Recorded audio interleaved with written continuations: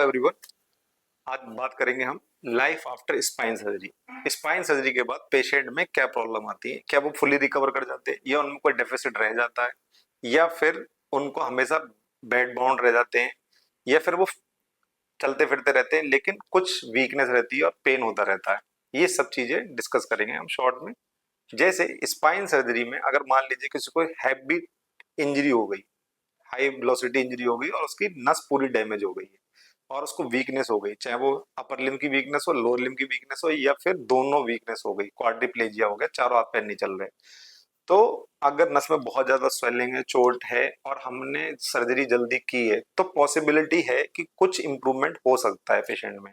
लेकिन अगर पेशेंट के हाथ पैर चल रहे हैं लेकिन नस में चोट है, सूजन है और हाथ पैर पूरे फुल पावर में है, तब अक्सर सर्जरी करेंगे उसके बाद डिटोरिएट नहीं होते हैं, अनलेस अदरवाइज उसमें स्वेलिंग और ना बढ़ जाए।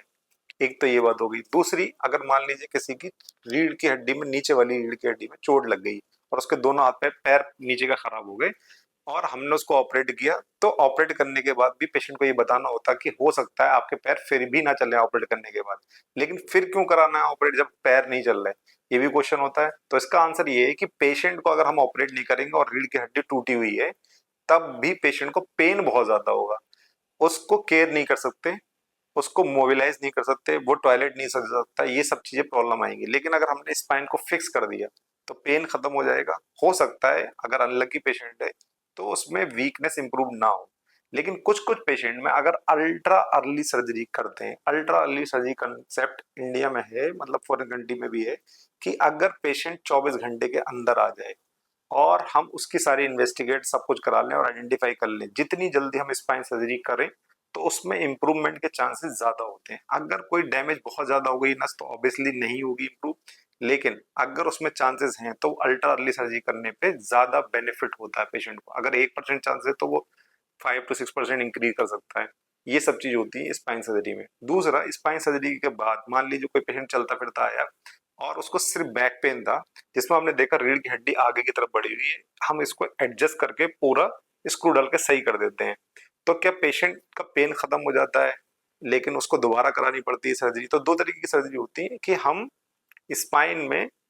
पीछे की हड्डी काटें और उसमें स्क्रू डाल दें और उसको अलाइनमेंट कर दें। लेकिन अगर पेशेंट की बोन के अंदर इतनी वीकनेस है, ऑलरेडी ऑस्टियोपोरोसिस है, वीक है, तो वो पेशेंट में अलग तरह के स्क्रूज आते हैं, सीमेंटेड स्क्रूज आते हैं, ऑगमेंटेड स्क्रूज आते हैं, वो उसमें हाइट बढ़ा सकते हैं, पेशेंट के नॉर्मल कर्वेचर कर सकते हैं, इंप्रूव हो सकता है, लेकिन कुछ समय के लिए पेन रह भी सकता है। उनको एडजस्टेंट और तरीके बताते हैं कि बेल्ट पहना दी जाए कुछ समय के लिए, तो वो इंप्रूव हो जाते हैं। कुछ पेन रहता है जो दवाइयों से ठीक हो जाता है। कुछ पेशेंट में ऐसा रहता है जिसमें वीकनेस हो गई, लोअर लिम्ब की एक तरफ की वीकनेस हो गई और पेशेंट चल भी नहीं पा रहा और हड सिर्फ एक नस दब रही है, जिसके वजह जो डिस्क की वजह से दब रही है, डिस्क को अगर हम निकाल दें तब भी पेशेंट इंप्रूव हो जाता है और दोबारा अक्सर सर्जरी कराने की जरूरत नहीं पड़ती है।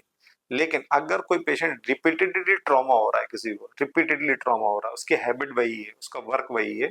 तो और स्पाइन में चोट लग चुकी है, तब उसको अगर वो वैसे ही वर्क करेंगे, हैवी वेट उठाएंगे या कुछ भी करेंगे, तब वो पेन रहेगा और पेन हो सकता है बढ़ भी जाए, दोबारा भी सर्जरी करनी पड़े। ये सब चीजें होती हैं स्पाइन सर्जरी के बाद। Thank you.